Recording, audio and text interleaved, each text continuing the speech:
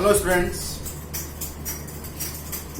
हम लोग crystal field theory को डिस्कस कर रहे थे और लास्ट वीडियो लेक्चर में वो पूरा हो गया क्रिस्टल फील्ड थ्योरी। अब नेक्स्ट एनसीईआरटी का नेक्स्ट टॉपिक है स्टेबिलिटी ऑफ कॉम्प्लेक्स।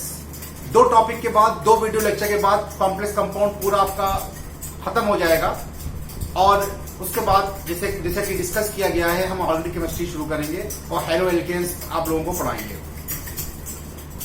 आज डिस्कस कर लेते हैं कि कॉम्प्लेक्स की स्टेबिलिटी किन बातों पर डिपेंड करती है, कैसे कौन सा कॉम्प्लेक्स लेवाई होगा, कौन सा इनर्ट होगा, कैसे स्टेबिलिटी कांस्टेंट क्या होता है, वो इस आज वीडियो लेक्चर में हम डिस्कस करेंगे। तो सबसे पहले हेडिंग देंगे स्टेबिलिटी ऑफ कॉम्प्लेक्स और ये दो पॉइंट का स्क्रीनशॉट ले लीजिए आप लोग जल्दी से। क्या है पॉइंट?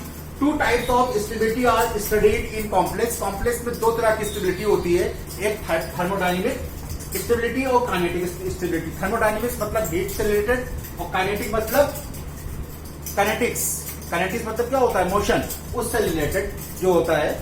दो तरह की स्टेबिलिटी होती है। तो पहले हम डिस्कस करते हैं थर्मोडायनेमिक स्टेबिलिटी के। On the basis of thermodynamic stability complex are लेवाइल एंड इनर्ट। कौन सा कॉम्प्लेक्स लेवाइल होगा, मतलब कि कौन सा जो लेवाइल होगा और कौन सा इनर्ट होगा, मतलब कि कौन सा कॉम्प्लेक्स स्टेबल होगा। इनर्ट मतलब स्टेबल, लेवाइल मतलब अनस्टेबल। कौन सा कॉम्प्लेक्स लेवाइल मतलब अनस्टेबल होगा और कौन सा कॉम्प्लेक्स इनर्ट होगा। ये दो टर्म्स हैं, इनको ध्यान रखिए, लेवाइल और इनर्ट। लेवाइल मतलब अनस्टेबल और इनर्ट मतलब स्टेबल। इसका जस्ट रिवर्स इसी में पूछ ले कि कौन सा कॉम्प्लेक्स रिएक्टिव होगा और कौन सा कॉम्प्लेक्स अनरिएक्टिव होगा। दोनों में कंफ्यूज ना होइएगा। लेवाइल कॉम्प्लेक्स जो होंगे वो अनस्टेबल होंगे, इनर्ट कॉम्प्लेक्स स्टेबल होंगे। लेकिन लेवाइल कॉम्प्लेक्स रिएक्टिव होंगे और इनर्ट कॉम्प्लेक्स अनरिएक्टिव होंगे। ये दोनों में कंफ्यूज ना होइएगा, बच्चे कंफ्यूज हो जाते हैं। लेवाइल मतलब अनस्टेबल और इनर्ट मतलब स्टेबल। वही इनर्ट गैस कॉन्फिगरेशन वही से बढ़ आया है, इनर्ट जो रिएक्शन ना करें। तो लेवाइल रिएक्शन करेंगे वो रिएक्टिव होंगे, इनर्ट रिएक्शन में पार्टिसिपेट जल्दी नहीं लेंगे, इसलिए वो नॉन रिएक्टिव होंगे। Next, ligands of labile complexes are easily replaced while ligands of inert complexes are replaced with difficulty. लेवाइल कॉम्प्लेक्स के लिगेंड्स जो होंगे वो लेवाइल कॉम्प्लेक्स के लिगेंड्स आसानी से निकल जाएंगे और इनर्ट के लिगेंड्स आसानी से नहीं निकलेंगे। और क्यों होता है स्टेबिलिटी? डिफरेंट फैक्टर्स होते हैं, वो हम आगे डिस्कस करेंगे कि लेवाइल कब कहेंगे आप, इनर्ट कब कहेंगे, उसको बाद में डिस्कस करेंगे। पहले इसका स्क्रीनशॉट लें, फिर हम पढ़ाते हैं आपको दूसरी चीज। चलिए, हो गया? जल्दी से हेडिंग दीजिए। स्टेबिलिटी ऑफ कॉम्प्लेक्स आपने हेडिंग दी हुई है, स्टेबिलिटी ऑफ कॉम्प्लेक्स, और इसमें हेडिंग देंगे स्टेबिलिटी कांस्टेंट। इंपॉर्टेंट चीज है, इस पर न्यूमेरिकल दिए हुए हैं एनसीईआरटी में। Stability constant, stability of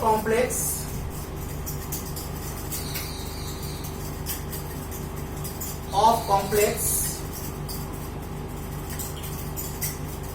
stability of complex is measured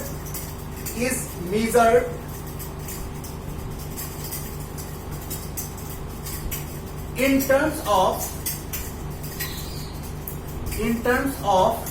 stability constant.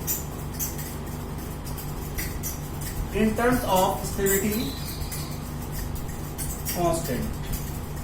terms of stability constant.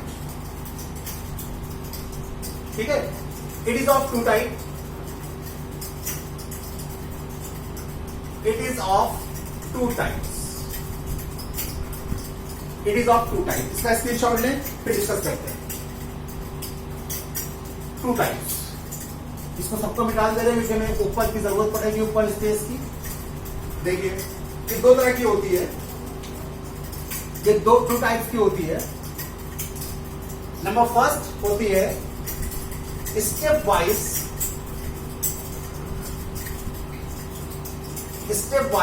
Stability constant.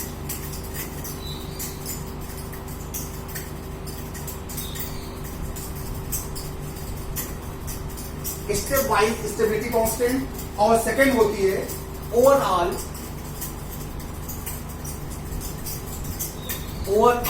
Stability constant.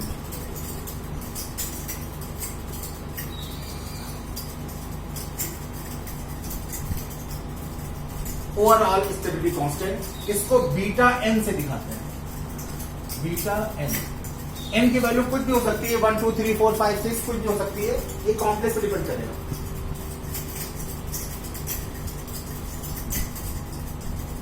अब देखिए ये स्टेप वाइज क्या होती है और ओवरऑल क्या होती है, देखिए समझिए। मान लीजिए कोई कॉम्प्लेक्स ML6 है,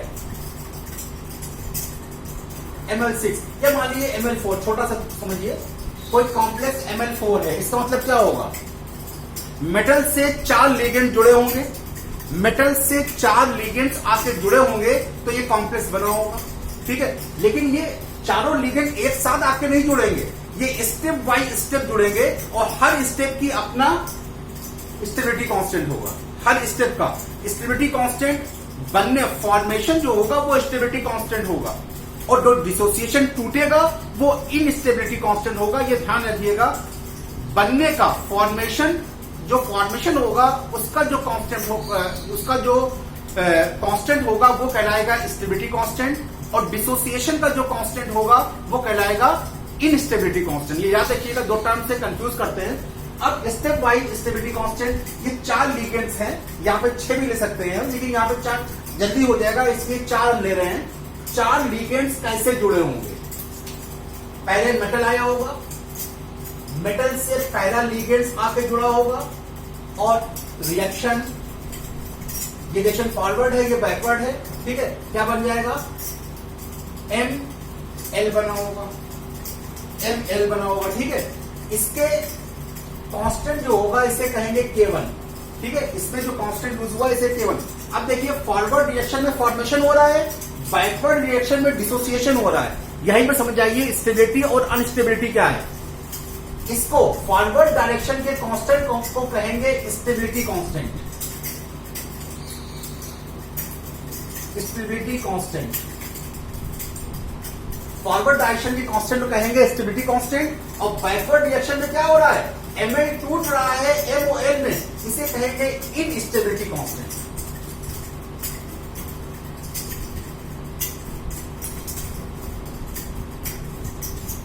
इसे कहेंगे इनस्टेबिलिटी कांस्टेंट। खैर इसको मैं बाद में भी डिस्कस करूंगा, लेकिन यहां पे शुरुआत में समझ जाइए ज्यादा अच्छा है।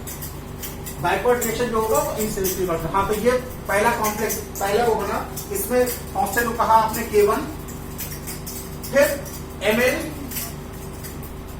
से दूसरा लिगेंड जुड़ा, Ml से दूसरा लिगेंड जुड़ा, कांस्टेंट है K2, ये बन जाएगा Ml2, और तीसरा जुड़ा Ml2 प्लस L, तो यहां कांस्टेंट को कहा आपने K3, बन गया Ml3। फिर चौथा जुड़ा Ml3 प्लस लिगेंड जुड़ा, क्या बन गया, Ml4 बना, और इसके कांस्टेंट को कहा K4। ठीक है, बात समझ में आ गई, K4। अब देखिए हर स्टेप का अपना रेट, अगर रेट यहां पे K की वैल्यू लिखे तो क्या होगा, K1 इज इक्वल टू हो जाएगा active mass of Ml upon active mass of M and active mass of L। याद है कुछ, केमिकल इक्विलिब्रियम 11th क्लास इस तरह लिखते हैं ना। इसके K2 क्या कहेंगे हम, K2 इज इक्वल टू हो जाएगा Ml2 upon active mass of Ml and active mass of L। First year का केमिकल इक्विलिब्रियम चैप्टर, ठीक है। इसका हो जाएगा K3 is equal to active mass of Ml3 upon Ml2 और L। इसका क्या हो जाएगा, K4 इज इक्वल टू हो जाएगा Ml4 upon active mass of Ml3 into active mass of, ठीक है। बात समझ में आ गई आपको। हर स्टेप का अपना स्टेबिलिटी कांस्टेंट है, हर स्टेप का अपना स्टेबिलिटी कांस्टेंट है। इसे कहेंगे स्टेप वाइज स्टेप जो स्टेबिलिटी कांस्टेंट होगा उसे कहेंगे स्टेप वाइज स्टेबिलिटी कांस्टेंट। ठीक है, बात समझ में आ गई? स्टेप वाइज स्टेबिलिटी कांस्टेंट कहेंगे। ठीक है, अब मान लीजिए कोई डायरेक्ट रिएक्शन का आपको लिखना हो ओवरऑल, मतलब कि M से 4 लिगेंड जुड़े और ये बन गया Ml4, ये बन गया Ml4। ठीक है, इसका कांस्टेंट क्या होगा?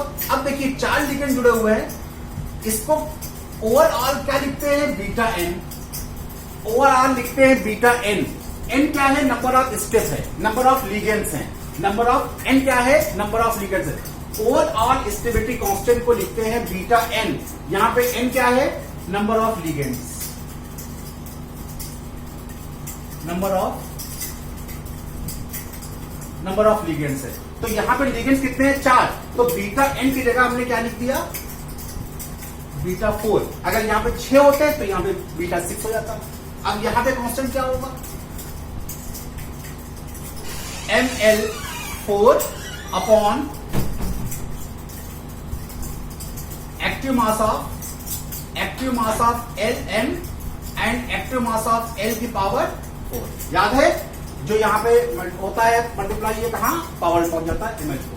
अब इन दोनों से अगर कनेक्ट किया जाए, अगर इन दोनों को कनेक्ट किया जाए तो आपको मिलेगा beta 4 equal to K1 into K2 into K3 into K4 and so on. यहां पे नंबर बढ़ता जाएगा तो ये K1 बढ़ता जाएगा। ये रिलेशन है ओवरऑल स्टेबिलिटी कांस्टेंट और स्टेबिलिटी कांस्टेंट।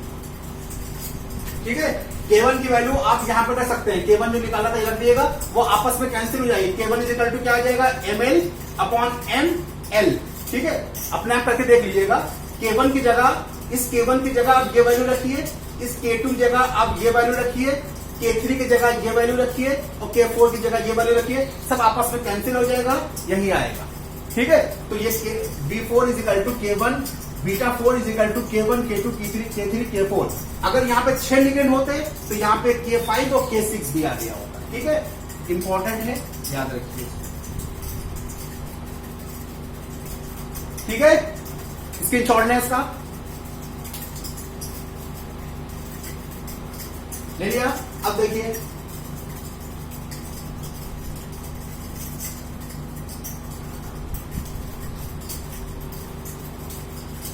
अभी मैंने समझाया था आपको कि जो फॉर्मेशन होगा उसे स्टेबिलिटी कांस्टेंट कहेंगे। तो फॉर्मेशन, आप फॉर्मेशन कहो फॉर्मेशन कांस्टेंट, फॉर्मेशन कांस्टेंट मतलब Kf, और स्टेबिलिटी कांस्टेंट एक ही चीज है, equal to stability constant.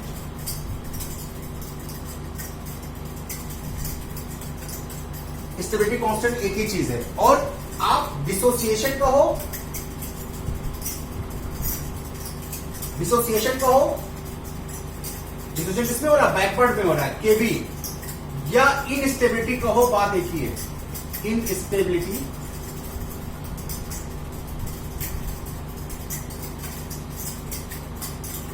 Constant कहो, बात दोनों की एक ही है, तो कंफ्यूज ना होइएगा। फॉरवर्ड में फॉर्मेशन हो रहा है, बैकवर्ड में डिसोसिएशन हो रहा है। इसका मतलब क्या हुआ कि instability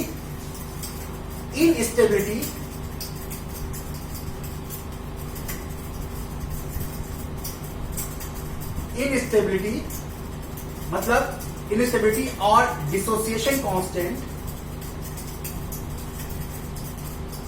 dissociation constant is inversely proportional to stability constant.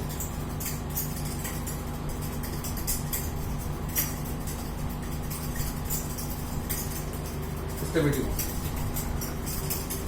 ठीक है, स्टेबिलिटी का जस्ट रिवर्स होता है, आपस में रिवर्स होता है। ये रिलेशन है स्टेबिलिटी और इनस्टेबिलिटी में, ये रिलेशन है। इस पे एनसीईआरटी में 2 क्वेश्चन दिए हुए हैं, वो क्वेश्चन मैं लिखता हूं। एक क्वेश्चन मैं सॉल्व करवा दूंगा, दूसरा क्वेश्चन आपको करना है। चलिए 2 क्वेश्चन लिखिए। पहला क्वेश्चन है,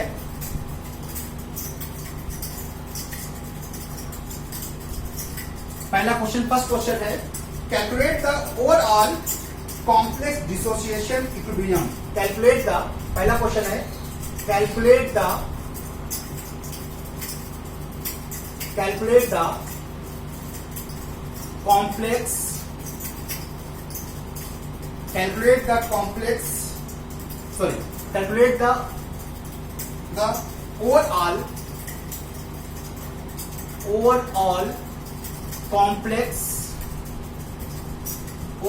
complex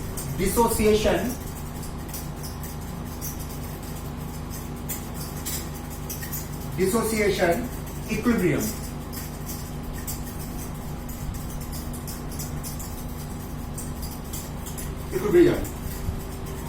Constant for the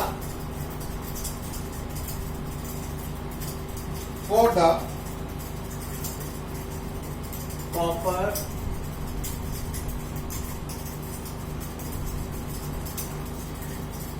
toothless iron. और गिवन है आपको beta 4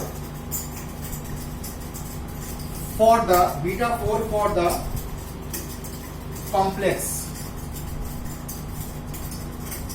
complex is 2.1 into 10 to the power 13 NCERT का क्वेश्चन है ये, ठीक है। सेकंड क्वेश्चन दो पार्ट में, अच्छा क्वेश्चन है, दो पार्ट में है। रेशियो ऑफ, पहला पार्ट है कैलकुलेट, क्वेश्चन है calculate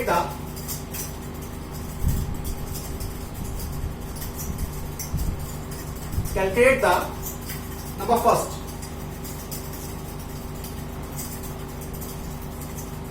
ratio of silver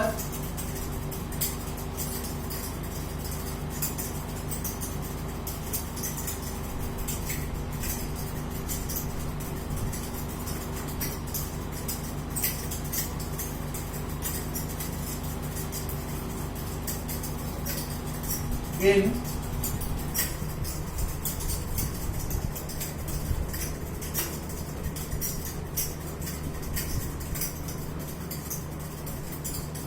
ammonia solution, ठीक है। Number second ratio of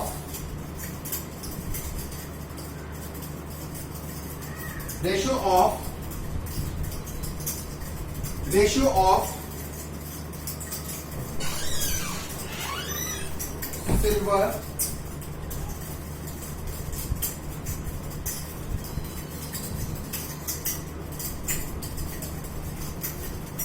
thiosulfate ion and silver ion in 0.1 molar thiosulfate ion S2O3 -2 thiosulfate ion solution given है आपको, क्वेश्चन में गिवन है आपको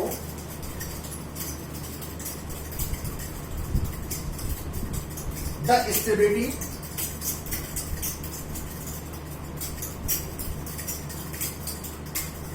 और formation constant Kf for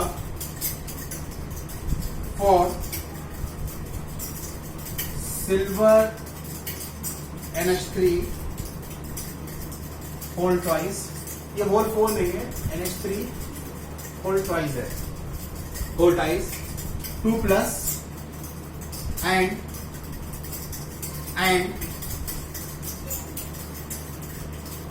silver S2O3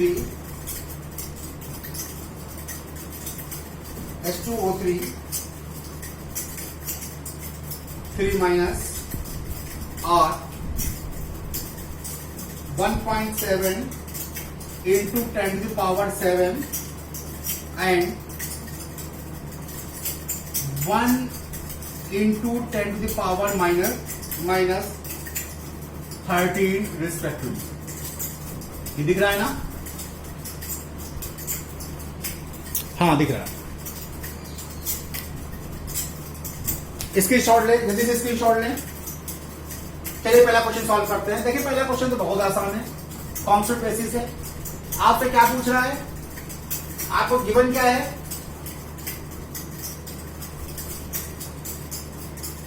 calculate the overall complex dissociation equilibrium constant. आपसे dissociation equilibrium constant मतलब instability constant पूछ रहा है और आपको स्टेबिलिटी कांस्टेंट दिया है। कितना आसान है, क्या मतलब? Instability constant is inversely proportional to stability constant. कितना आसान क्वेश्चन है। ठीक है, वैल्यू रख दीजिए 1/2.1 इंटू 10⁻13। इसका आंसर आएगा आपका 4.7 इंटू 10⁻−13। ठीक है, okay.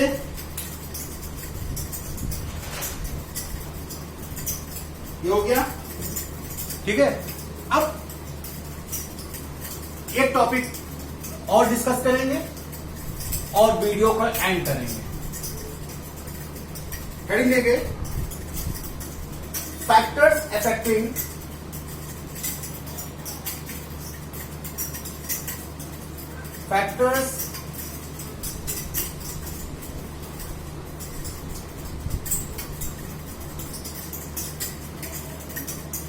factors affecting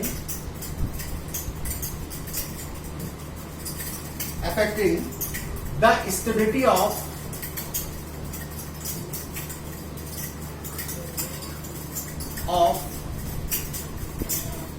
metal complex. Factors affecting the stability of metal complex. ठीक है, बात समझ आ रही है? ठीक है, तो देखिए स्टेबिलिटी, ये फॉर्मूला लिख लीजिए, कभी स्टेबिलिटी को भूलेंगे नहीं आप। ये फॉर्मूला लिख लीजिए, stability is directly proportional to CFSE। जितनी ज्यादा CFSE उतनी ज्यादा स्टेबिलिटी। फिर directly proportional to charge on central metal atom. Directly proportional to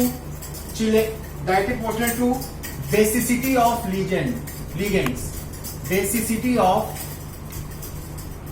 ligands। और चौथा सबसे important, directly proportional to chelation. Directly proportional to chelation. ये फॉर्मूला याद रखिए, कभी स्टेबिलिटी को भूलेंगे नहीं आप। Stability is directly proportional to CFSE। Next charge on central metal atom. Next basicity of ligands. Basicity मतलब जो जितनी जल्दी इलेक्ट्रॉन पेयर को डोनेट कर देगा। ठीक है, और डायरेक्टली प्रोपोर्शनल टू किलेशन। सबसे इंपॉर्टेंट पॉइंट ये है किलेशन। किलेट रिंग जो होता है बहुत ही स्टेबल कॉम्प्लेक्स बनाते हैं और वो ज्यादातर इनर्ट होते हैं। ठीक है, और इनर्ट का आपको एक और चीज बताई थी मैंने आपको, EN रूल भी याद होगा आपको, कि जो कॉम्प्लेक्स इनर्ट गैस के कॉन्फ़िगरेशन को पा लेते हैं वो इनर्ट होते हैं, और जो इनर्ट गैस के कॉन्फ़िगरेशन को नहीं पाते वो लेबाइल होते हैं। वहां से भी आप स्टेबिलिटी निकाल सकते हो कॉम्प्लेक्स की। ठीक है, तो ये थी स्टेबिलिटी ऑफ कॉम्प्लेक्स। एक छोटा सा वीडियो लेक्चर मेरा और आएगा जो कि कार्बोनेट कंपाउंड की बॉन्डिंग को दिखाएगा। छोटा सा लेक्चर 10 या 12 मिनट का लेक्चर होगा, वीडियो लेक्चर होगा। फिर आपकी पूरी complex chemistry, complete complex chemistry, ये 20 लेक्चर्स में ये पूरी हो जाएगी। 20 लेक्चर में उम्मीद है कि आप पूरे वीडियो देखिए, 100% मार्क्स आएंगे। जो कॉम्प्लेक्स केमिस्ट्री के जो मार्क्स हैं, जो बोर्ड पूछता है, पूरे मार्क्स आएंगे। आपको पूरे वीडियो देखने की जरूरत है। Thank you so much.